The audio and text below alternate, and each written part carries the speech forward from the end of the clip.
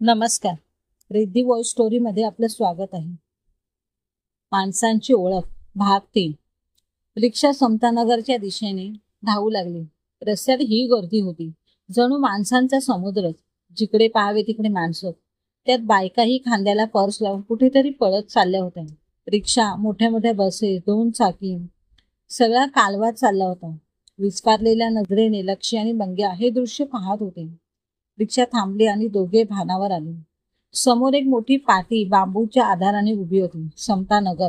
बाजूला भला मोठा उकरड्याचा ढीग होता.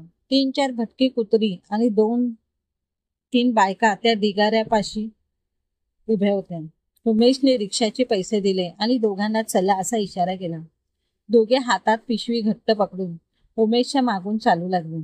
समोरासमोर 2 लांब लचक चाळी उभ्या होत्या. इतक्या जवळ की त्या चाळीतल्या बाईने चहाचा कप समोरच्या चाळीत सुद्धा हात पुढे करून द्यावा. तिथे मधल्या चिंचोळ्या पट्टीतून चालत उमेशच्या घरी पोहोचलो. या लक्ष्मीबाई आणि मंग्या, किती मोठा झालास रे, उंच बी झालाय. शोभीनं उमेशच्या बायकोने दोघांचं स्वागत केलं. बसा, चहा ठेवती म्हणत ती आत गेली. विटभर नाणीमध्ये लक्ष्मी आणि मंग्याने हात पाय खंगाळले. आता त्यांना या सगळ्याची सवय करून घ्यावी लागणार होती. लक्ष्मीबाई, मला ड्युटीवर जावं लागलं हॉस्पिटलात. तेव्हा मी समद्याचा स्वयंपाक करून ठेवला आहे. मला आता निघायला हवं. आल्यावर निवांत बोलू. शोभीनं उमेश, मंग्या आणि लक्ष्मी पुढे चहा पोहे ठेवत म्हटले. लक्ष्मीनं आ वाचला. आणि पोरीला कुठे ठेवलीस मग? आमच्या बाजूवाल्या मावशी सांभाळत्या तिला. अगदी मायेने करत्या तिचं. हा आपण फुकट नाही बरं का, पैके देते मी त्यांना महिन्याचं. असं शोभा म्हणेपर्यंत तिची मुलगी शीतल उठली. रिकाम्या हातानं आले बघ पोरीला, काय बी आणलं नाही. लक्ष्मी पुटपुटली. अव तुमची जीवानिशी आलात ह्योच खूप झालं. नाहीतर तो गणपत शेठ तुम्हाला. शोभे, किती वटावटा करते. जायचं आहे ना व ड्युटीवर. उमेशने शोभेचं बोलणं अर्ध्यावर तोडले. शोभी चपापल्याने पटापट काम उरकायला लागले. काय म्हणत होती शोभी? तो गणपत शेठ मला काय करणार होता? लक्ष्मी विचारात गुरफटली. वहिनी, तुम्ही आणि मंग्या आवरून जेवून बिनघोर झोप काढा. रात्रीचं जागरण झालं आहे. संध्याकाळी मी आणि शोभा परत येऊ तेव्हा बोलू. मी आता कामावर जातो. उमेश गेला. लक्ष्मीने दाराला आतून कडी लावली.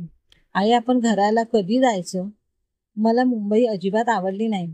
समधीकडे माणसंच माणसं. काकाचं घर बी किती लहान आहे. बाहेर खेळायला जागाच नाही. मंग्याची किरकिर सुरू झाली. मंग्या, माझ्या लेकरा, अरे आपलं गाव सोडून उगाच आलोय का आपण मुंबईला? लक्ष्मी मंग्याची समजूत काढत म्हणाली. संध्याकाळी दार वाजले. लक्ष्मीने उघडले तर शोभित छोट्या शीतलला कडेवर घेऊन उभी होती. शीतलला उचलून घेत लक्ष्मीने तिचा पापा घेतला. लईच गोड दिसते या, शीतलला कुरवाळत लक्ष्मी मायेनं म्हणाली. नुसती दिसायलाच गोड की मस्ती इचारा तिची. शोभी कृतज्ञ कोपाने म्हणाली आणि आत शिरली. लक्ष्मीबाई, ह्यो काय हो, घर एकदम आवरून ठेवलं या. शोभी आजूबाजूला नजर फिरवत म्हणाली. अगं बसून बसूनच लईच कंटाळा आला. म्हटलं काहीतरी करावं आणि स्वयंपाक पण करून ठेवलाय. कशाला एवढं केलंस लक्ष्मीबाई? आता तुमचंच भाऊजी आलं की मला ओरडतात. दमलेल्या शोभीला जरा निवांतपणा वाटला. तितक्यात उमेशही आला. अगं आज लक्ष्मीबाईने आल्यात आणि त्यांना कामाला लावलीच होय, म्हणून शोभीला बोलला. जेवण झाल्यावर मंग्या शीतल बरोबर खेळत होता. शोभी, उमेश आणि लक्ष्मी बोलत बसली. लक्ष्मीच्या मनात ठुसणारा प्रश्न लक्ष्मीने विचारला. काय ग शोभे, गणपत शेठ काय करणार होता आम्हाला? अव काय सांगू बाईनी, तुम्हाला तो वेसवेच्या कोट्यावर विकणार होता आणि मंग्याला वेठबिकार म्हणून शेत्यावर ठेवणार होता. काय? लक्ष्मीच्या भोवती घर फिरू लागले. उमेश बायकोला चूप बसण्यासाठी खानाखुणा करीत होता, पण शोभाच्या तोंडून शब्द निघून गेले होते. आता खरं काय घडलं ते विस्ताराने सांगणं भाग होतं. लक्ष्मी वहिनी, त्या गणपत शेठच्या घरगडी आहे ना बुधा, त्याने चोरून ऐकलं होतं. गणपत शेठच्या मुनिमाने दलालाशी बोलून ठेवलं होतं आणि दुसऱ्या दिवशी तो दलाल येणार होता. हे कळल्यावर घरचं सामान घेण्याच्या निमित्ताने बुधाने विजयच्या दुकानात येऊन ती बातमी विजयला सांगितली होती. बरोबर विजयने मला फोन केला. मी आणि विजयने तुम्हाला रातोरात गुपचूप मुंबईला आणायचे ठरवले. आता इथं तुमच्या जोगं काम बघायचं आणि मंग्याला शाळेत घातलायचं असा विचार आहे. लक्ष्मी स्फुंदून रडू लागली. तिने उमेशचे पाय धरले. अहो काय करताय वहिनी तुम्ही? उमेशने चटकन पाय मागे घेतले. मी माझं कर्तव्यच केलं. कुंडलिक माझा जवळचा मित्र. त्याच्या बायको मुलाची नीट काळजी घ्यायला नको? तुम्हाला वाटलं भाऊजी आमची काळजी घ्यावी म्हणून, पण मंग्याच्या बापाला नाही वाटलं जीव देताना आपल्या मागं आपल्या बायका पोरांचं काय होईल म्हणून. लक्ष्मी कडारली. आपल्या आईचा आवाज वाढलेला ऐकून मंग्या शीतलशी खेळणं सोडून आई काय म्हणते ते ऐकू लागलं. जीव देणं सोपं असतं हो भाऊजी, कठीण असतं ते संकटाशी लढणं, न भेटा त्याच्याशी 4 हात करणं. लक्ष्मी आवेशाने गरजत होती. मंग्या थक्क होऊन आईचे हे रणरागिणीचे रूप बघत होता.